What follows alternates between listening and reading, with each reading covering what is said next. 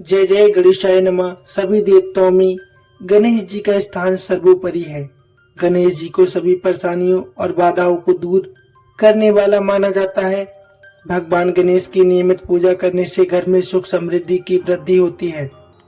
प्यारे भक्तजनों, आज विनायक चतुर्थी का दिन है।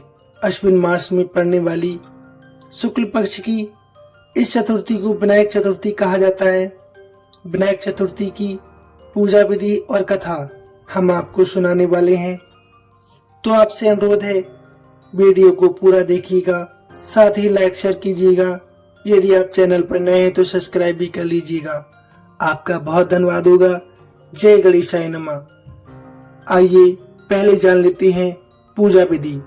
मान्यता है कि चतुर्थी तिथि की पूजा दोपहर के समय करनी चाहिए, क्योंकि शाम के समय चंद्रमा को नहीं देखना चाहिए। ऐसा माना जाता है कि इस दिन चंद्रमा को देखने से झूठा कलंक लग जाता है।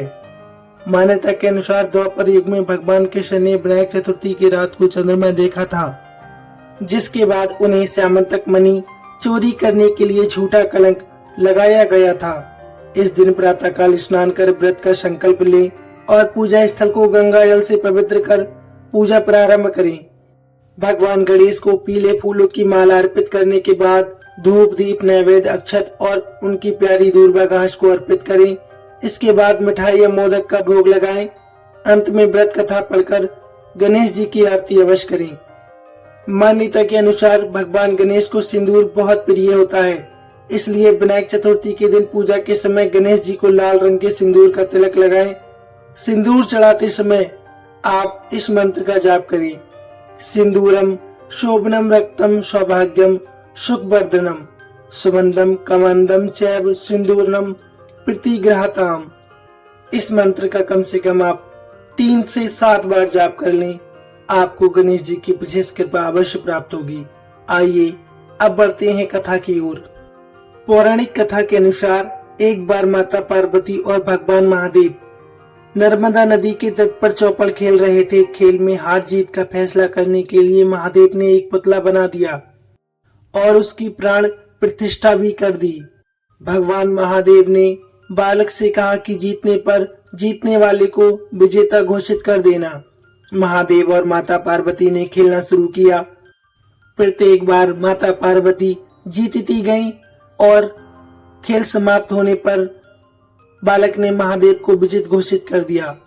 ये सुनकर माता पार्वती बहुत क्रोधित हो गई और बालक को अपाहिज रहने का शाप दे दिया। बालक ने माता पार्वती से बहुत विनय की और क्षमा भी मांगी।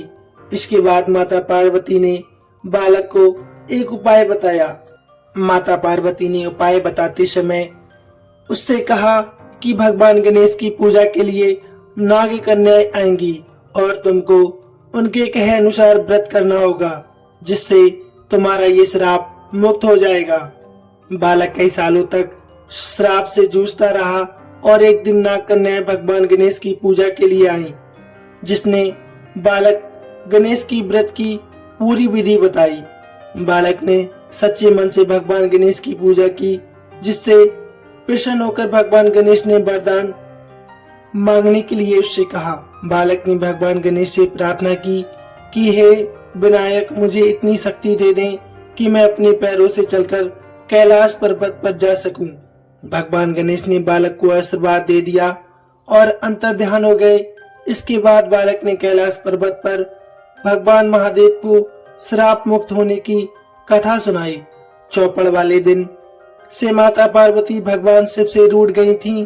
बालक के बताए अनुसार भगवान शिव ने भी 21 दिनों तक भगवान गणेश का व्रत किया। व्रत के प्रभाव से माता पार्वती के मन से भगवान महादेव के प्रति नाराजगी खत्म हो गई।